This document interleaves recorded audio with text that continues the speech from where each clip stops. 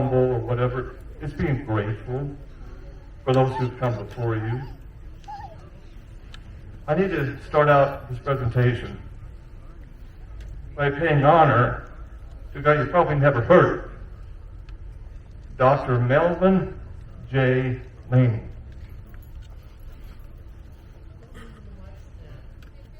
What's that? Mike's in the way?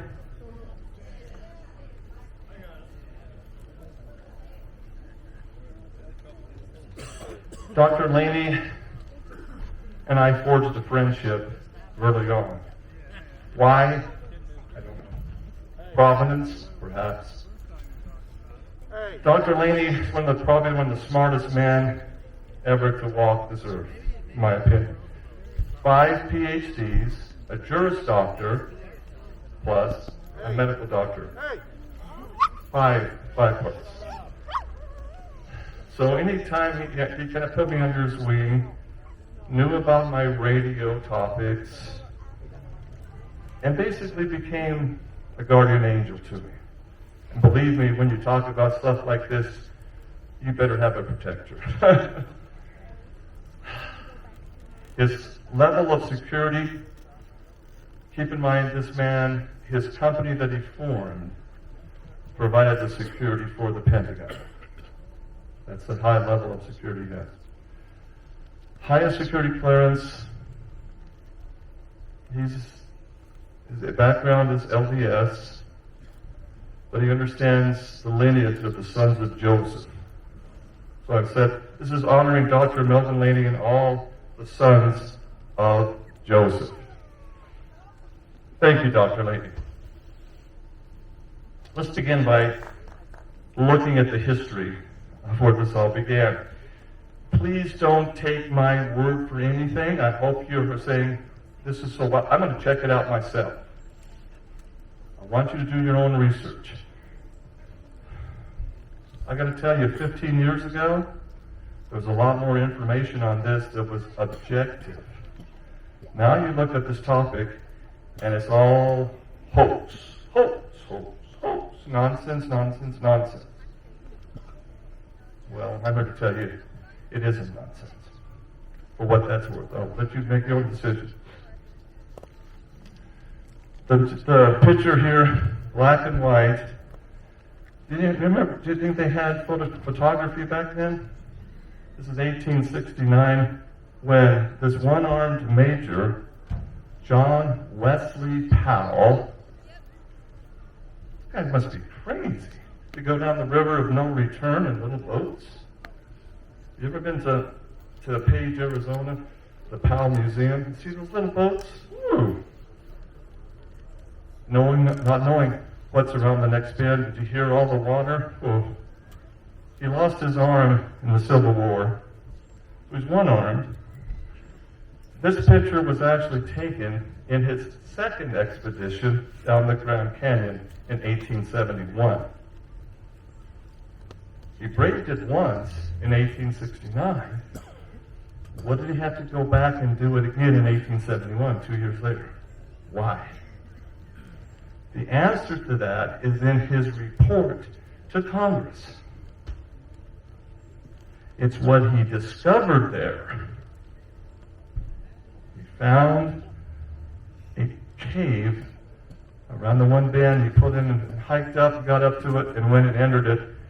And he, in his journal, in his report to Congress, incredible Egyptian artifacts.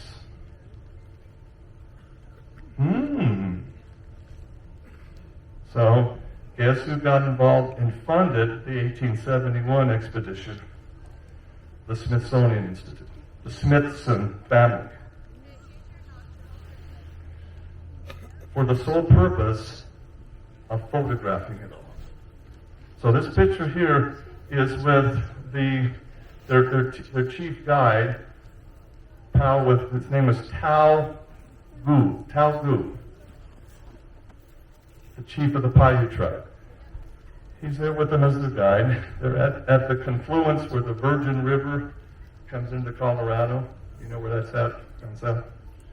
That's where this picture was taken. Now, I want to say that the pictures I'm going to show you came from Dr. Laney, directly from the Smithsonian. He had high security clearance. And he wanted the story told about what's really under the Grand Canyon. This is why he broke it and why he gave the information to me. This is one of the pictures. Back in the 1871, it's all black and white photography.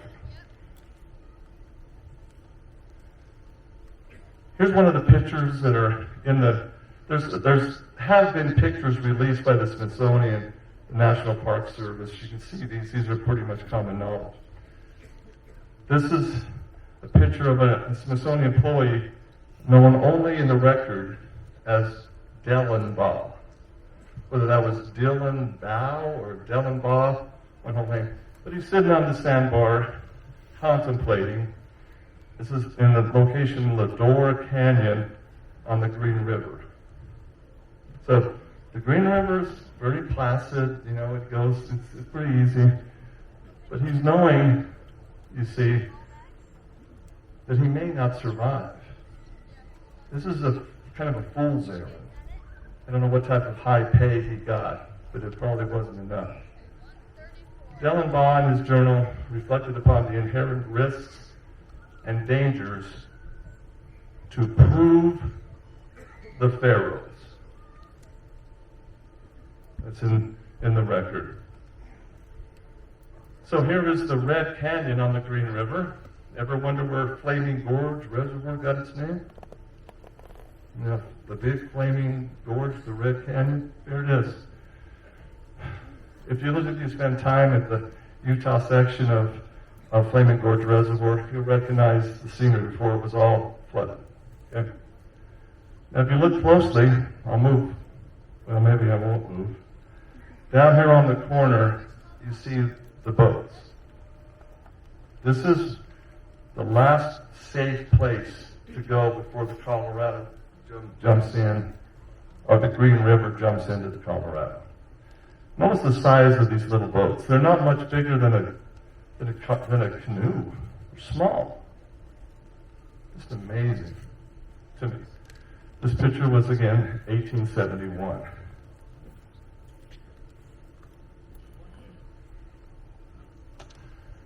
They're still on the Green River. Look how it's very slow moving, it's relaxing, it's placid.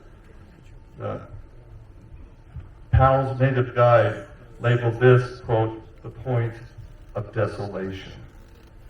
You go past this point, and those braves that went down with canoes, they never came back.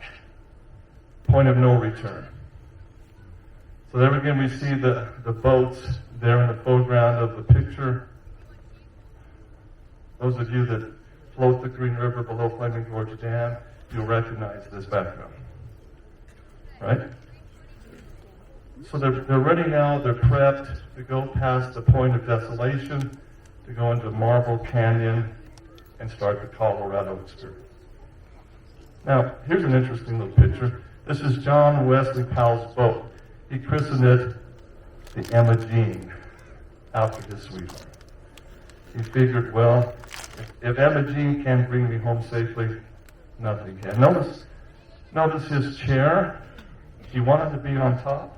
He has like safety straps. He's strapped in, one arm again, and notice the lantern, whole oil lamp was all they had for illumination, and on the right side, his life jacket.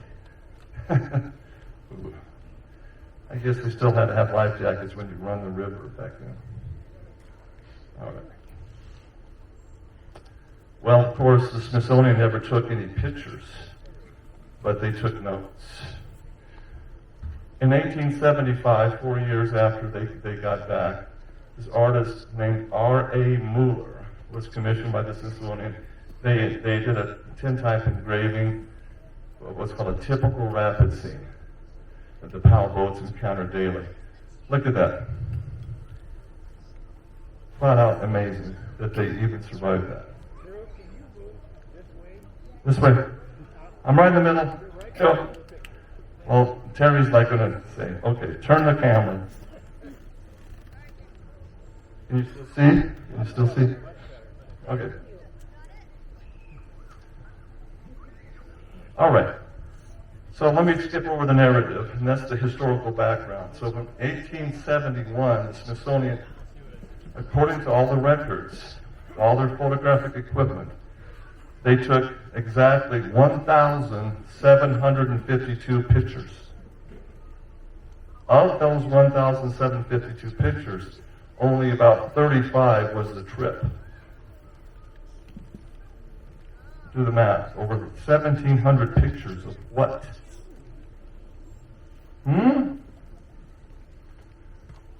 Well, the next player in the saga is Mr. G.E. Kincaid. G.E. Kincaid. Here's his picture in the military. He was a U.S. Marine. Yay, go Marines. He was employed by the Smithsonian Institute. Kincaid retraced Powell's route and in fact entered into the cave in the year 1909. This is historically factual. Not this is you can trace all this and prove it all out. Used to be the internet was full of this information. It's hard to find it now. It really is. I had my blog was atrueott.com. My story on all of this included hundreds of photographs from Dr. Laney, but I exposed this story in a big way. It was, I don't know how many hits a day, it was in the thousands. And you know you're pretty much on track when half of the people are calling you a hoaxer, and the other half are saying, wow, fantastic information, ties a lot of things together. You can't please all the people all the time. But Kincaid's route is documented. He didn't actually keep going because he had artifacts now. And him and his companion hiked out of the Grand Canyon with artifacts. They made it and did an interview that was published in April 5th of 1909 in the Arizona Gazette newspaper. The Arizona Gazette newspaper, the Phoenix Gazette was the morning edition, the Arizona Gazette was the evening edition, which is now the Arizona Republic newspaper. And you know what? I found it 15 years ago in their archives, in their microfiche. It ain't there anymore. Why? Because it's a hoax. We don't perpetrate hoaxes at a newspaper.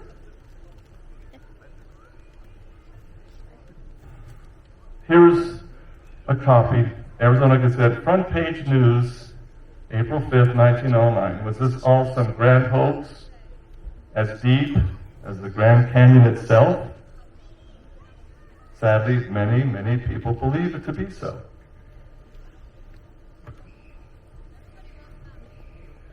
I hate to read things, but this, well, I'm getting pictures of me on live stream. I gotta wear a girdle. You look fatter on film? Sorry. What's the angle? It's the angle. Give me the good angle.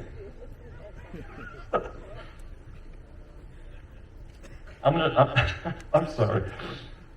I'm going to quote verbatim now from this article, April 5th. Quote, "The latest news of the progress of the explorations of what is now regarded by scientists as not only the oldest archaeological discovery in the United States, but one of the most valuable in the entire world, which was mentioned some time ago in the Gazette. Evidence was brought to the newspaper yesterday by G.E. Kincaid, the explorer who found the great underground citadel of the Grand Canyon during his trip from Green River, Wyoming, down the Colorado in a wooden boat, and he traveled back to Yuma several months ago.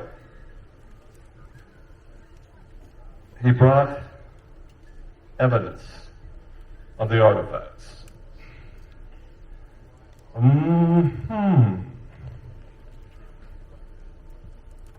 many have ever heard of the greatest archaeological discovery in the world?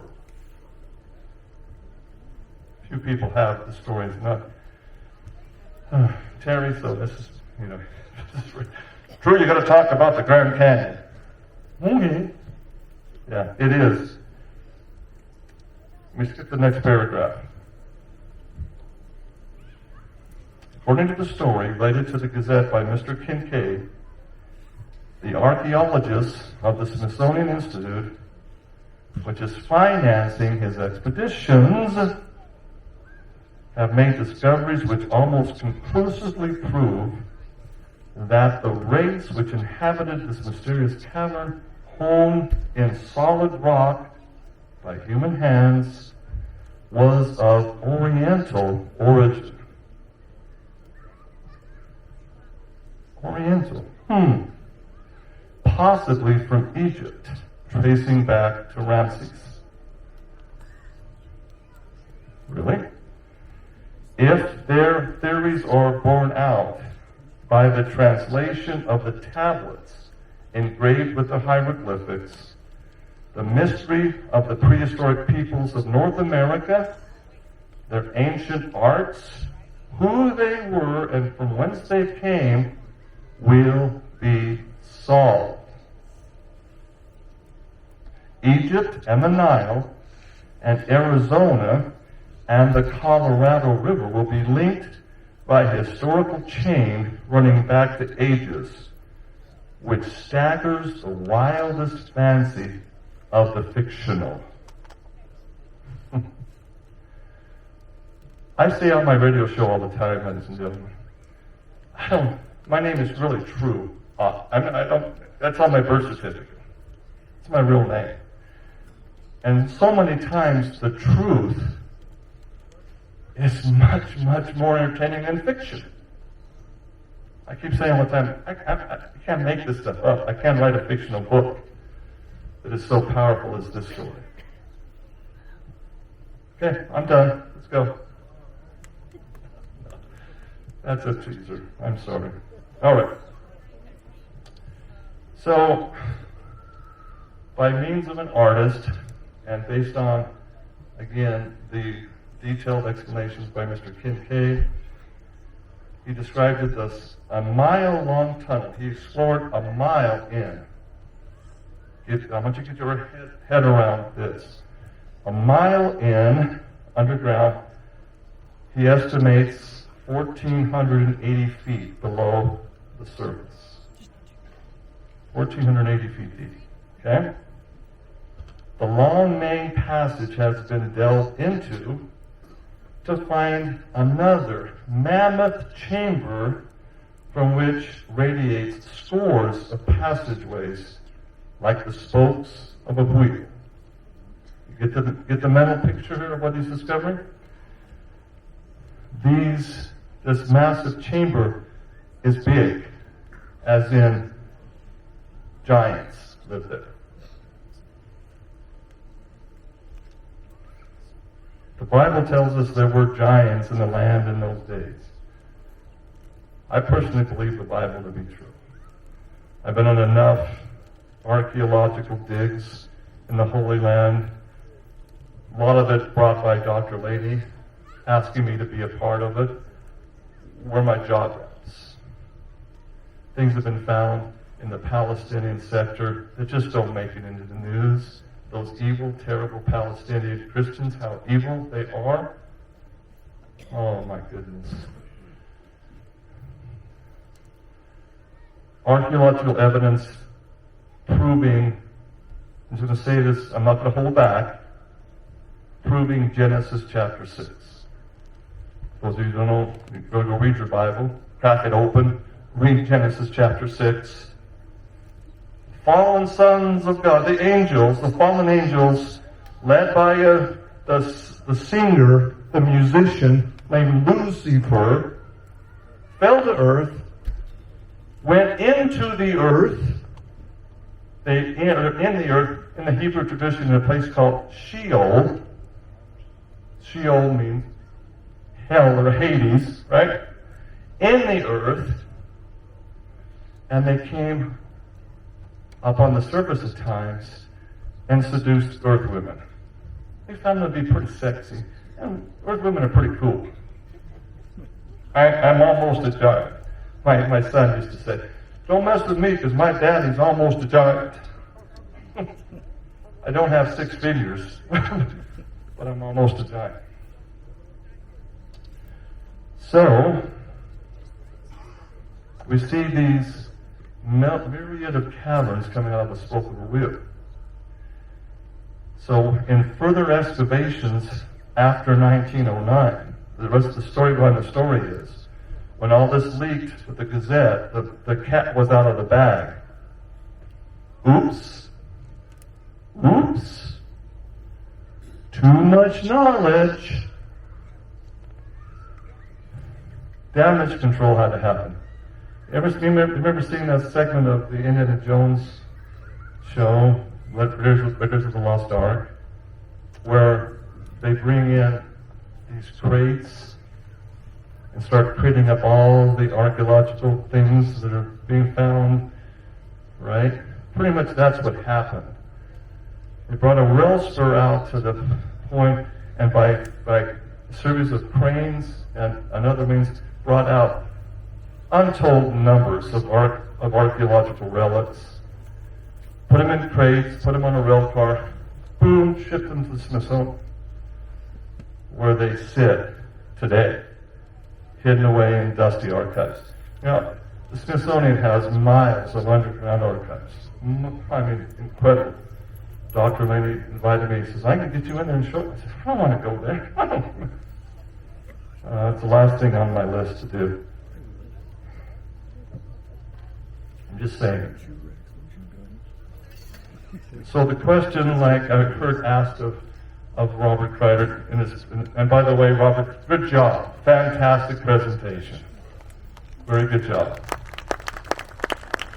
The big question is, why are they hiding this?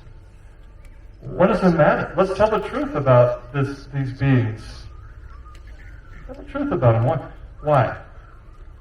I asked this question of Dr. Laney dozens of times. Why? What are they hiding? The answer was always the same. They're hiding God. They don't want you to find God, because when you do, guess what? You become empowered, and you don't need government anymore. Is that radical or what? Can't have that. So certain stories that are so important, they hide them. And they make up a false narrative. Oh, Dr. Ott, that's all conspiracy theory.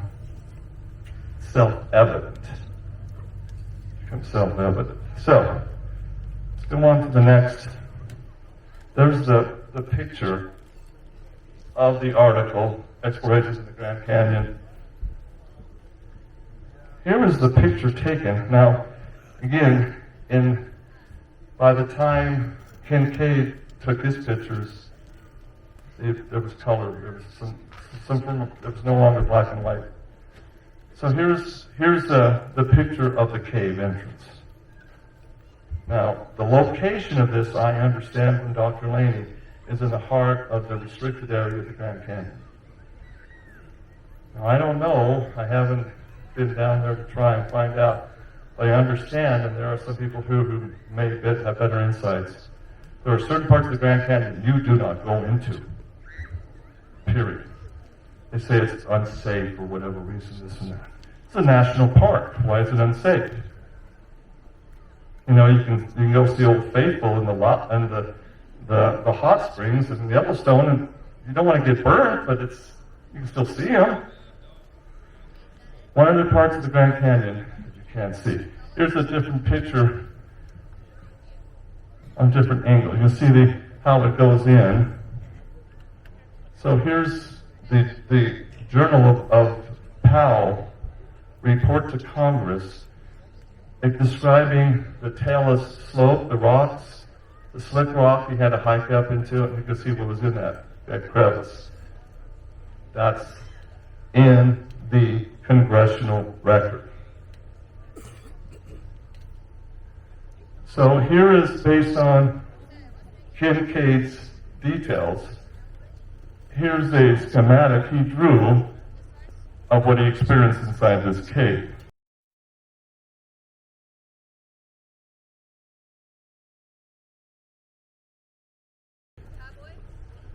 Remember, I read in the journal entry, the Gazette entry, there's the big grand chamber, massively tall, with other tunnels going out from it. You see it looks like a smartphone with red dots. That's an interesting little piece right there. I'll show you some specific pictures about that. But you see the other places going off. There are little catacombs full of artifacts that a boy would make Egypt jealous. Part of my research, the ambassador in 1910, 1911 from Egypt, I didn't put his picture up here, but he was upset. He brought notice to the United States government that this was Egypt's possessions. The president responded, "What part of location don't you understand? It's American." They wanted all these artifacts sent back to Egypt.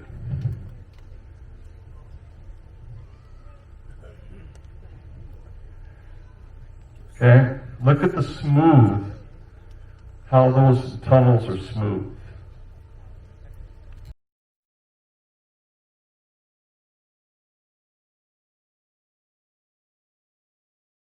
You see okay? Look closely on the sides of those tunnels. The dirt that was filled, actually, they go down many feet. So a big 9 or 10 foot individual could walk upright in those tunnels. What incredible technology did that? Look closely on all the walls. You see hieroglyphics that are not Egyptian, by the way. They're earlier than Egyptian. They're more like the language of the Phoenicians, the Chaldeans. Even the origin of the Chinese characters are here, dating back about 1700 BC. This is how ancient this really is. So we see all of these markings on the walls, all the way down. Now, according to Dr. Laney and the photographs in the Smithsonian, these are all from the Smithsonian archives. That's how I got them.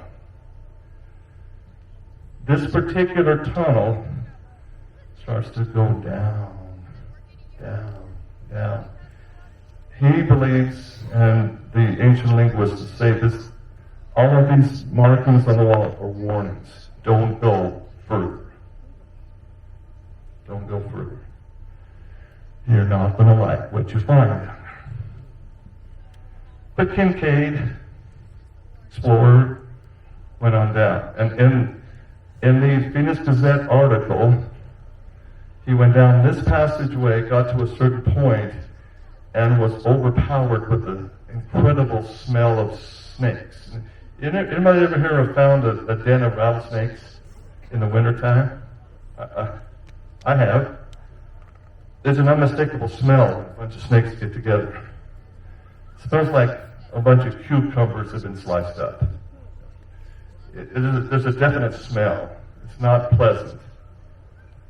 This is what he was experiencing there.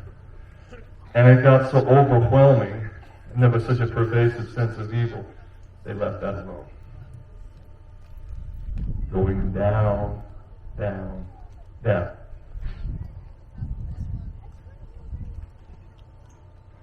Is this exciting or interesting or what? You know, it makes keep going. If you tell me I'm done, I won't wrap up. Here's on the Egyptian panels.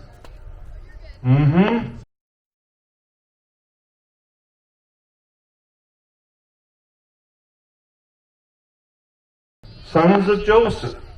You know what this is talking about? This is fairly new and it's Egyptian.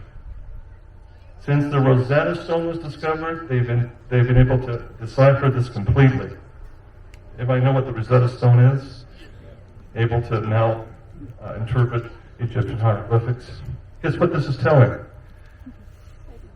A guy that's found in Genesis, Joseph. Remember that story? What's the biblical story? He's sold into slavery by his jealous brothers.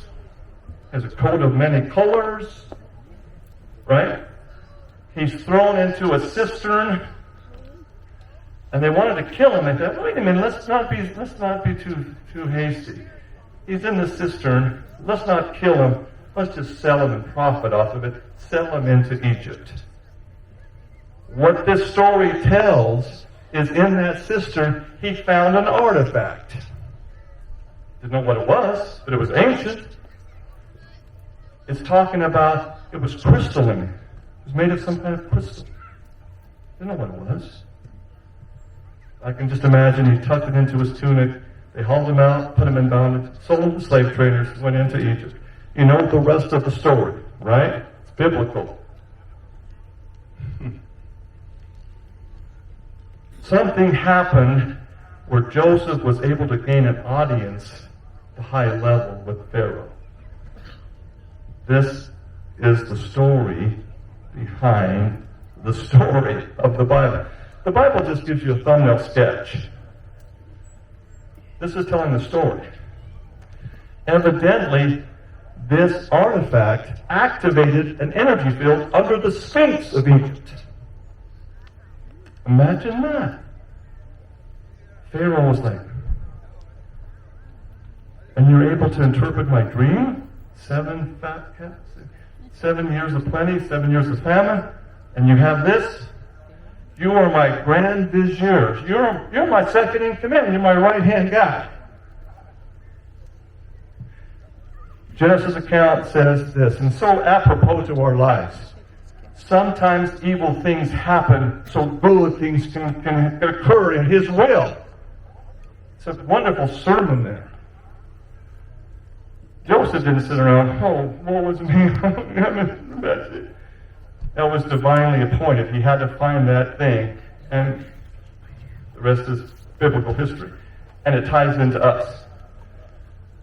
So when I had this blog and had these pictures and the explanations of what is said, I had Egyptologists come back and say, oh, you photoshopped that. That's what it says, but you... No, I don't know Egyptian. Give me a break.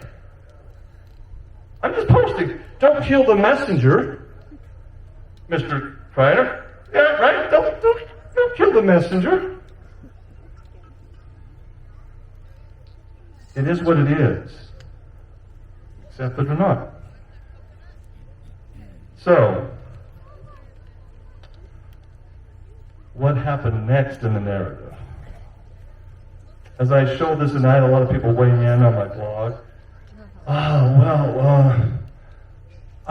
This is an amazing story.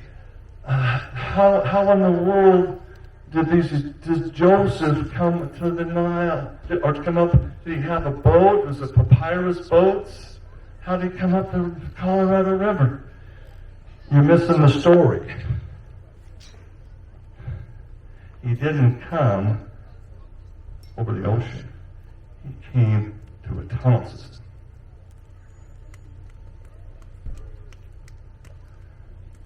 That's a jaw dropper. Part of the narrative explains that the ancient ones had interconnect every continent is interconnected. Under the oceans, it doesn't matter. These tunnel systems connect. And they have advanced what they call chariots, which is a means of transportation. I'll guess with you how they happen. We've recreated, bullet trains underground. How many of you think Air Force One is really how the president travels? It's one of the ways. But how can the president or the vice president be in Washington and be in LA in a conference an hour later? A Secret Service agent told me off the record about the high-speed bullet trains that our government uses. Not only go from coast to coast, but internationally. Why don't you know this? I submit this information is one of the reasons why it was hidden. Knowledge is power to those who want to remain in power and keep the masses ignorant. See, we're not going to tell you. We're your benefactors. We're from the government, and we're here to help you.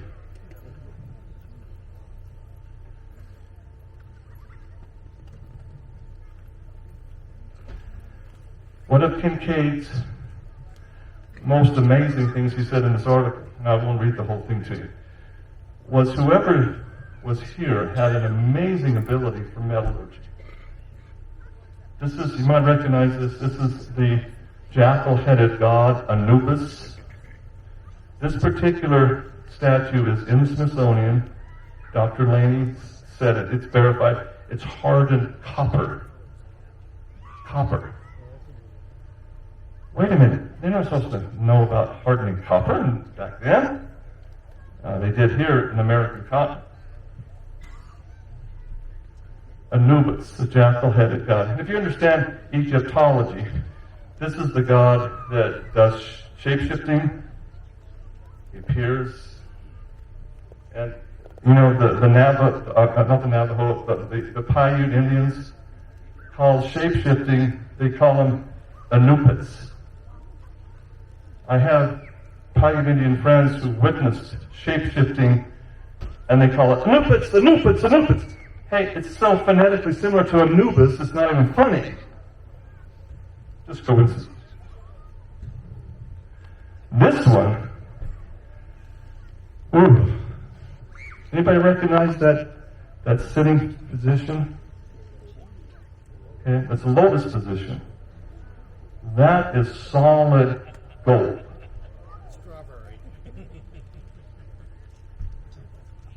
And see around the base and the pedestal?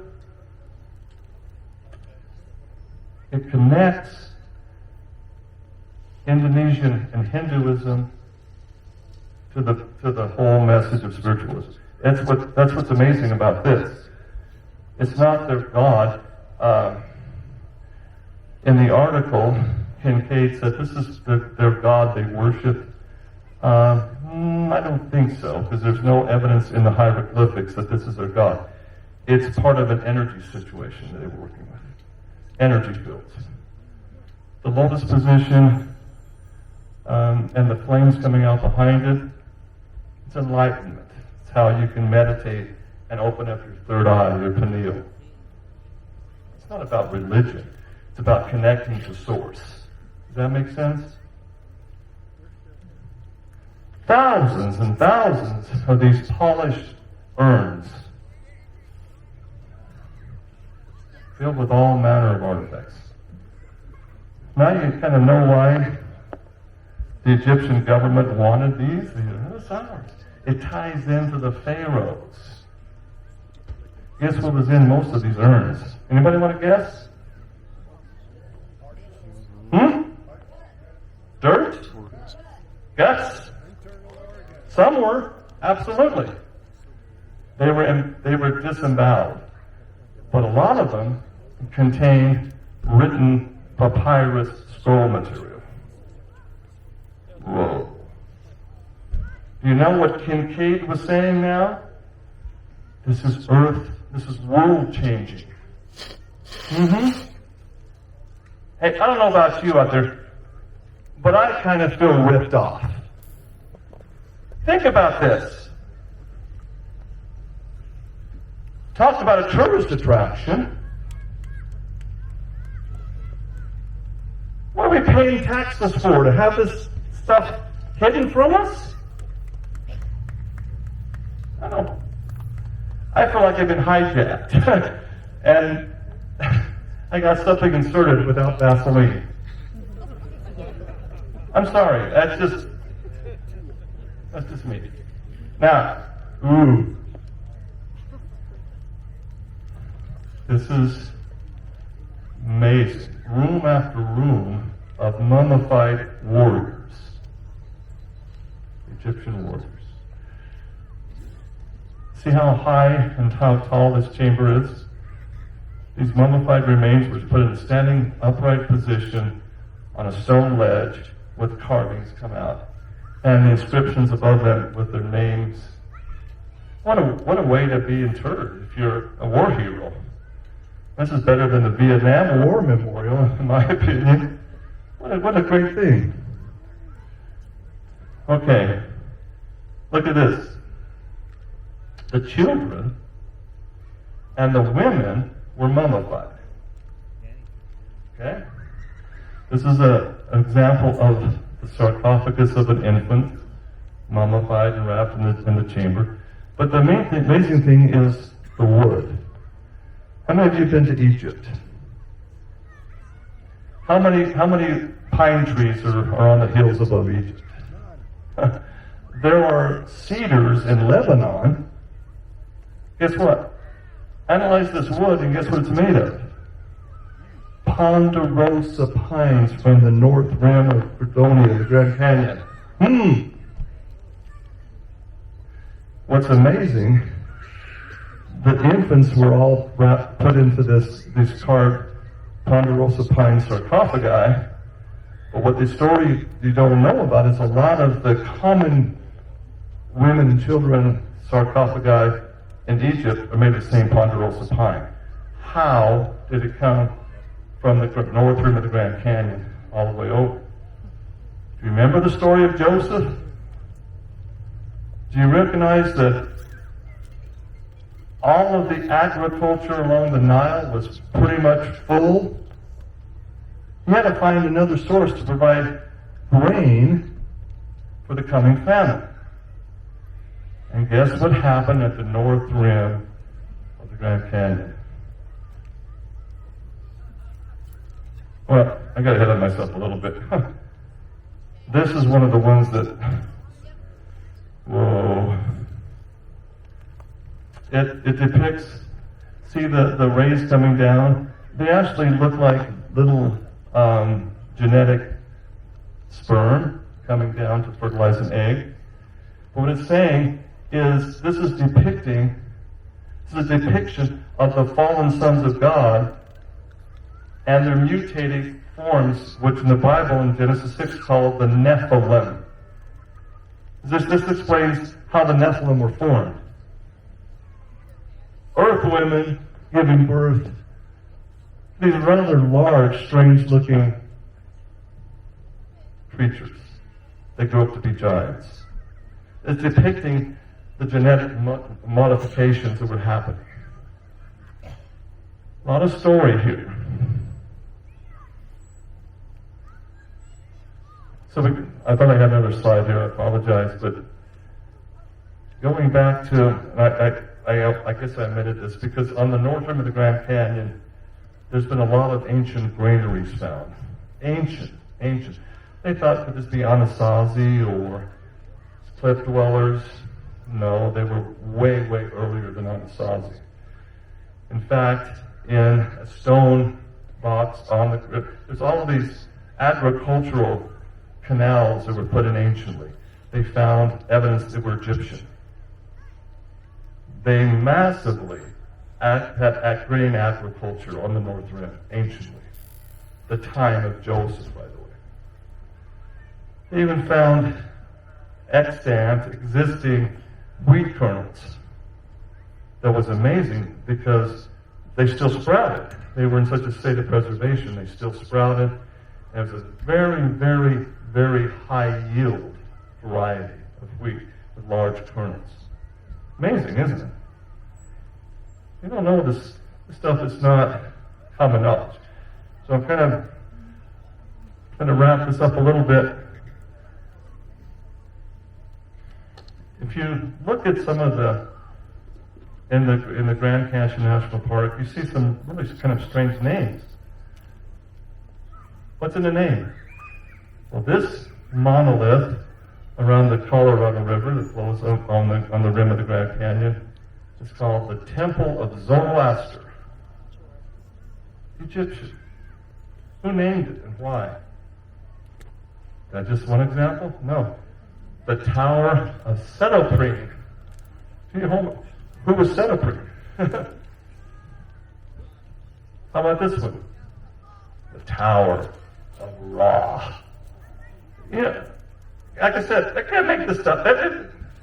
Who named these Egyptian formations in the Grand Canyon? Who did?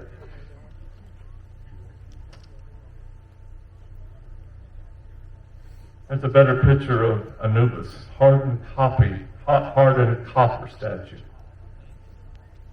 And this is the grandest one of all. Check this out. Grand Canyon National Park. The Temple of Isis. Really?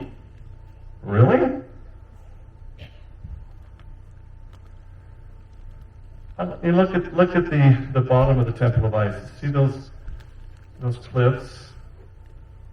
Interesting indentations. That's my final picture, my final slide. Are the mosquitoes biting out there tonight? You want me to keep going a little bit with narrative, or just keep going? Okay, like I said, if I keep talking and people quit listening and falling asleep, I'll give you some Salmonex, some caffeine. No. So any questions on the slides?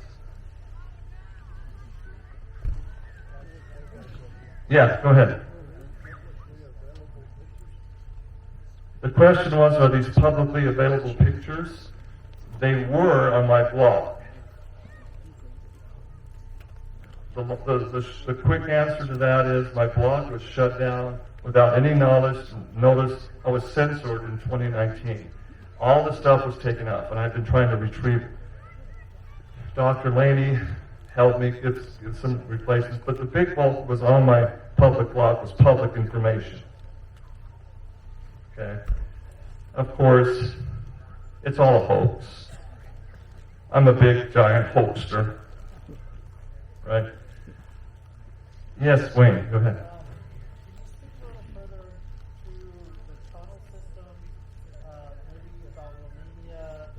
Oh, Wayne, you're going to get me into trouble.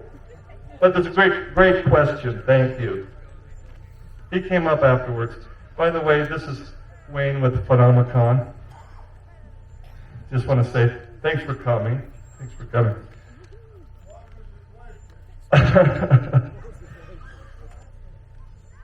Wow. You might have seen my interview on that. Okay? And last year I talked and touched on that a little bit. One of my good friends, who I've known for years and years, is a guy named Peter Moon. He's out of, his company's called Sky Books, out of New York City.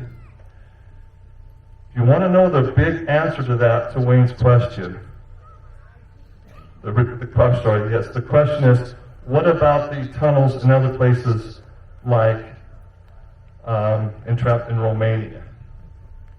Great question. Most people don't know about that. Let me just give you a little background history. In Romania, that's the home of what? Transylvania and Vlad Dracul. What does Romania have in common with Utah? Does anybody know that? Besides the crazy man called True Ott. There's a mountain range in Romania that runs east and west. It's ancient in its form. It's called the Buceci mountain range. It's spelled B-U-C-E-G-I, Buceci. If you look at pictures of that east-west running mountain range, The closest thing to it in the American continent, the U.S. continent, is the Uinta Range. Most every other mountain range goes north and south, right? East-west. And why? Because of the ancient history of east-west ranges. So the question to answer, the book that you want to read is called Transylvanian Sunrise by Peter Moon. He wrote the book, Transylvania Sunrise. There's a series of books that tells the story that will make your jaw drop. This is not science fiction. This is science fact. You have to ask yourself, why did Romania become included into NATO? He explains that in depth. It's what they found in the ancient tunnels, much like what we're talking about right here in the Grand Canyon. Wow. The ancient ones, the Nephilim, 6 digits. Hands, 6 toes on the feet, double rows of teeth. The technology that they discovered there as a holographic hall of records. Ooh, yeah, not science fiction, it's fact. You just don't know about it. So read the book. It's nonfiction, and it's amazing. I know this because when they found the hall of records, and wait, I'm not going to hold back. I'm not holding back. When they found the holographic hall of records, it was 2006 and 7. The U.S. Special Forces were involved in that, and it's high technology. The fellow that's in the book, his name is Cesar Brad. Cesar Brad contacts me in Utah. He has a heavy accent, but he speaks English. I don't speak Romanian. He invites me to come to Romania and be a part of the story. Why would I want to go to Romania? I don't think so. Who arranged that? Dr. Laney. So you got to talk to True Ott. You know why? Hold the phone. The holographic hall of records talks about a central hub of 7 caverns that are found right here in the Uinta Mountains. And this guy has the mineral rights to them. Do you think the government wants this information out? You know how many people have died over the holographic hall of records? And why? Why? It tells you who we are. It tells us we are not some race from some alien progenitors who are coming back and are overlords and control us. No. We are divinely made by a loving Heavenly Father. And that information, like the sons of Joseph, they don't want that out. See? Turn the lights out on me. That's the good signal. So yeah, what time is it? Oh, thank you. That's Transylvania Sunrise. Radu Cinema is a story with Peter Moon. It is non-fiction, ladies and gentlemen. And you're going to have a hard time believing. I submit you read it 2, 3, 4 times. The sequel, the next, look at the lines on the mountains. The Sphinx, all of that's there, tying in. The next sequel is what they uncovered as they went and explored the tunnel system. The tunnel system went first where? Under the Sphinx of Egypt. Joseph had the key. Once he found that under the Sphinx of Egypt, the tunnel system, then the maps were complete, coming to the Grand Canyon and to the Uinta East-West Range. You starting to connect the dots? I want to just conclude with a few things, and I'll get to your questions. Let me get to this point. I believe this firmly, what the Apostle Paul, St. Paul wrote, so wise. We wrestle not against flesh and blood. We wrestle not against our brothers and sisters. We don't do that. We all have difference of opinion. That's wonderful. We don't wrestle against humans. Our beef is against the principalities and powers of the earth. And you understand what that means in the Greek and even the Aramaic? It means the unseen forces underneath. That's who we battle against. And when you understand that, everything else starts to make sense. If you have me back next year, and Carrie, give me another subject, and I'll try to make a presentation about it. Okay. I want you to look up John D'Souza, John D. Souza. His latest book is called just simply The Extra Dimensionals.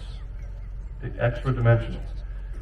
For want of a better explanation, John D'Souza is a retired FBI special agent.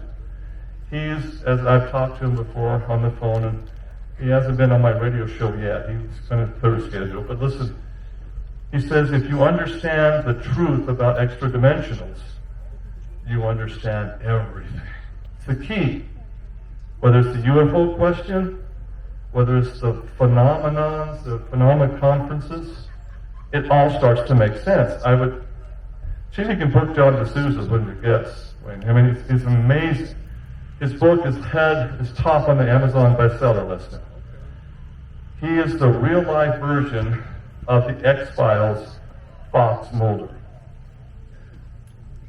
And he told me, he says, go back and watch those first 2 seasons of X-Files. I'm never an X-Files fan, but I did what he said, and I'm watching those, and I'm like, wow. Predictive programming, or they're telling us the truth? Oh my! They even talked in one episode about the coming pandemic and the vaccine that would be issued to change our DNA. You can't make this stuff up, right? John D'Souza is right on point with this. Question? Yes.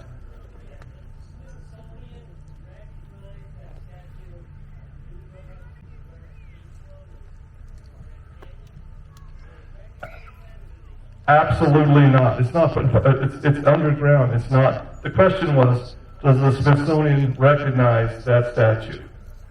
They don't recognize any of this. That's the problem.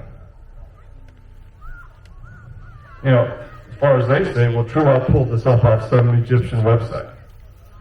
No, not true. But that's their plausible deniability. Yes, sir.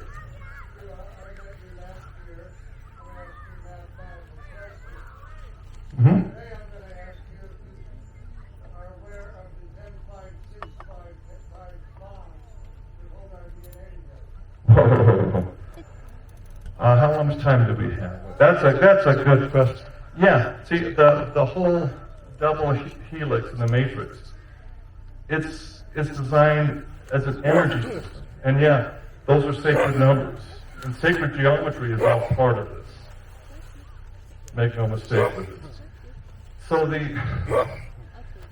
if the premise is that we were fearfully and wonderfully made by a divine creator, he made our DNA for a specific code. Now, what makes your hair the color it is, all that's part of the genome, right? And do you realize during the Clinton administration, our wonderful government spent millions of dollars for supercomputers to map out the Human Genome Project, right? Why? Again, that's a big question. Why? Dr. Laney gave me the answer in our discussions. We talked philosophy. He says, he knows these guys. He calls them miscreants. They wanted the Genome Project during the Clinton administration to be able to prove Darwinian theory of evolution, that there's no God and the heavens judging us. And they were searching for that to prove the missing link that we came from the monkeys. Now, there's some people like Mark that I could say maybe they did. I'm sorry. But they didn't find that. They found instead what they called, and this is on the front page cover story of Newsweek and other big magazines, they called it the God gene. Remember that? The God gene. It's called the VMAT2 gene. That stands for vesicular monoamine transport 2. What that means is 2% of your DNA, your genome, is that structure. That's what makes us different than an orangutan, a monkey, or a Bigfoot that comes and goes. They're missing that because it's a spiritual connection. They found that VMAT2 gene is what connects us to Source. If we're open and honest and willing to seek Him, He'll come and make Himself known to us. That's why it's called the God gene. Here's the big secret. The Moderna modified RNA is CRISPR technology. I don't have time to go into all this. From the Chinese to target people's VMAT2 gene and edit it out completely from your human genome. I don't want to be political. This is a tie-in, really.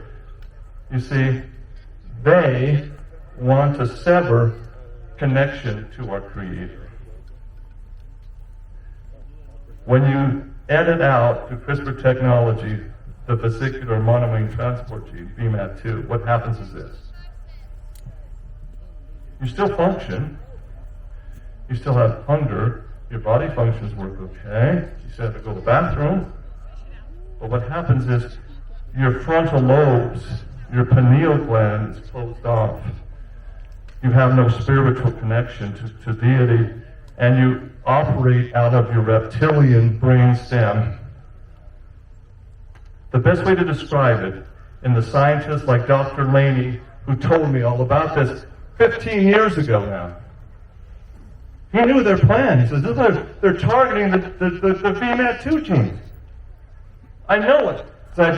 I've had security cams in all their high-level meetings with the military industrial complex.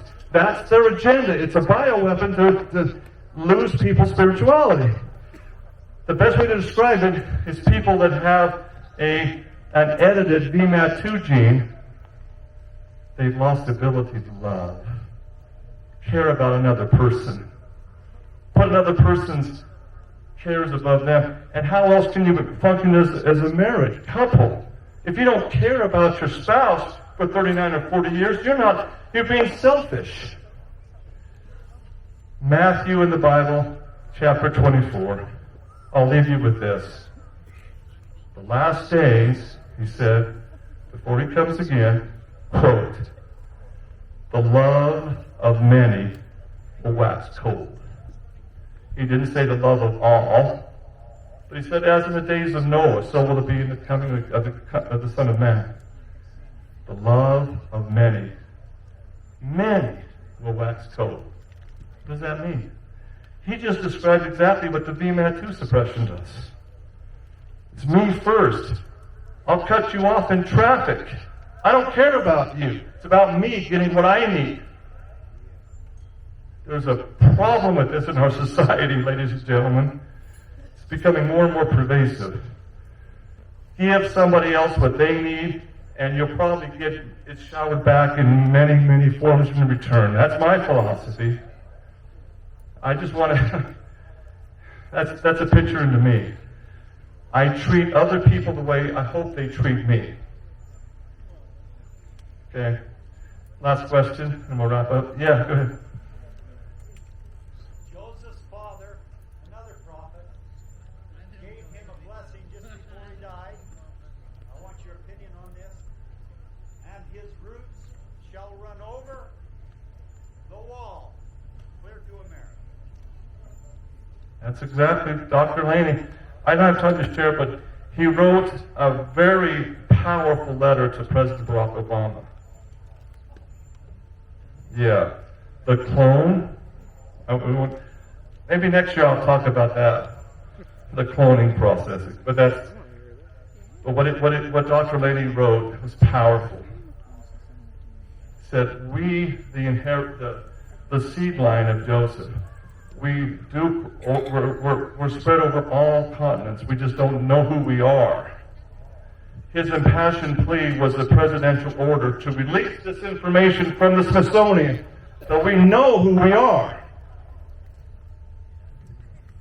Powerful letter. So I remember I said, dedicated to the sons of Joseph. See? And again, it's not so much about bloodline. It's about what your heart is. Now, do you love the truth? Do you want to ask questions? Do you want to find the truth, or is it not important to you? For me, my name is True. I have the curse of Apollonius. I got to tell the truth, or try to. I may be mistaken. I may have false information that I don't know better, but I will try and tell you the truth. I promise you that. Mark, we're done. Thanks for listening, ladies and gentlemen. Drive safe. Go home safe. Thank you, True. We really appreciate it. Now, let me tell you, True, are you good if people come and grab you and talk to you for a little bit? Yeah, very good. And Robert Kreider is back. He was back right there. If you wanted to go grab him and talk to him,